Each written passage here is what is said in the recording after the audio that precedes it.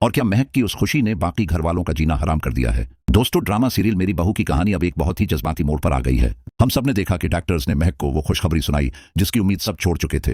होना तो ये चाहिए था कि इतनी बड़ी नामत मिलने पर महक अल्लाह का शुक्र अदा करती और घर वालों के सामने झुक कर रहती, क्योंकि इस घर में ईमान और फबीहा के पास पहले से औलाद है और महक को अल्लाह ने अब नवाजा है। लेकिन अफसोस कि महक ने इस खुशी को अपनी ताकत और दूसरों को नीचा दिखाने का जरिया बना लिया है। महक का रवैया अब घर में एक मेहरानी वाला हो गया है जो सबको अपनी राया समझती है। महक ने घर आते ही सबसे पहले अपने बिस्तर को अपना तख्त बना लिया है। वो अब हर वक्त लेटी रहती है और फबीहा और ईमान को इशारों पर नचाती है। महक ने अपनी बीमारी और डॉक्टर की हदायत को एक हथियार बना लिया है। वो बात बात पर कहती है कि डॉक्टर ने मुझे हिलने से भी मना किया है, इसलिए पानी का गिलास भी मुझे मेरे हाथ में लाकर दो।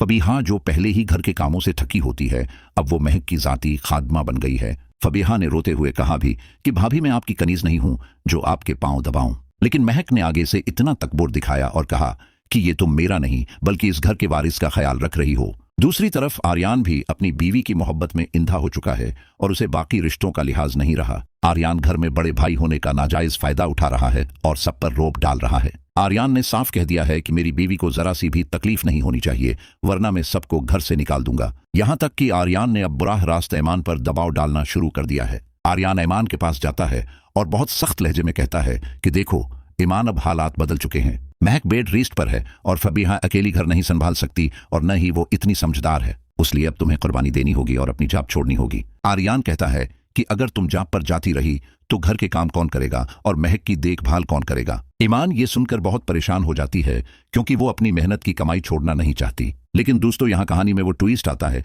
जिसका सबको इंतजार था। शाहवेर जो अब तक खामोश तमाशाई बना हुआ था और अपने गुनाहों पर शर्मिंदा था, जब उसे पता चलता है कि आर्यान भाई ईमान को जाप छोड़ने के लिए दबाव डाल रहे हैं तो उसका पैमाना लबरेज हो जाता है। शाहवेर को बहुत गुस्सा आता है और वो पहली बार अपने भाई आर्यान के सामने खड़ा हो जाता है। शाहवेर कहता है कि भाई, आपको औलाद की खुशी मिली है, हम सब खुश हैं, लेकिन उसका ये मतलब हरगिज़ नहीं है कि आप मेरी बीवी को अपनी बीवी की नौकरानी बना लें।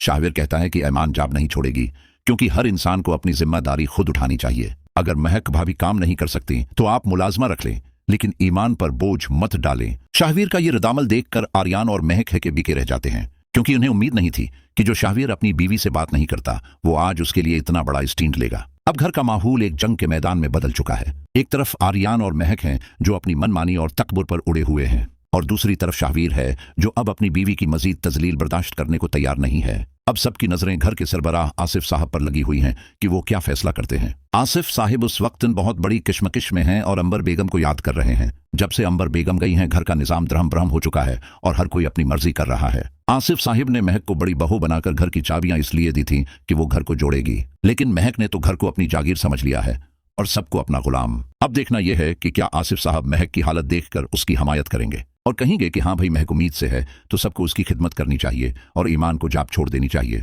या फिर वो इंसाफ का साथ देंगे और कहेंगे कि खुशी अपनी जगह लेकिन किसी पर जुल्म नहीं होना चाहिए। मेरे ख्याल में आसिफ साहब अगर महक की साइड लेंगे तो घर टूट जाएगा, क्योंकि ईमान अब उस मोड़ पर है कि अगर उस पर मजीद दबाव डाला गया तो वो घर छोड़ देगी। महक को समझ नहीं आ रहा कि अल्लाह ने उसे जो इज्जत दी है वो अपने तकब्बुर से उसे गुनवा रही है। वो भूल गई है कि वक्त कभी एक जैसा नहीं रहता। जो फबीहा और ईमान आज उसकी बातें सुन रही हैं, कल वो उसके खिलाफ खड़ी हो जाएंगी। अब देखना यह है कि महक का अगला वार क्या होगा। क्या वो बीमारी का ड्रामा करके आसिफ साहब को जज्बाती ब्लैकमेल करेगी, या फिर शाहवीर अपनी बीवी का हक उसे दिलाकर रहेगा? आपको क्या लगता है कि क्या खुशी मिलने के बाद महक का रवैया दुरुस्त है या उसे आजिज़ी करनी चाहिए थी? और क्या ईमान को घर के हालात देखकर जाप छोड़ देनी चाहिए या अपने फैसले पर डटे रहना चाहिए? अपनी कीमती राय कमेंट बॉक्स में जरूर दीजिएगा। अल्लाह हाफिज।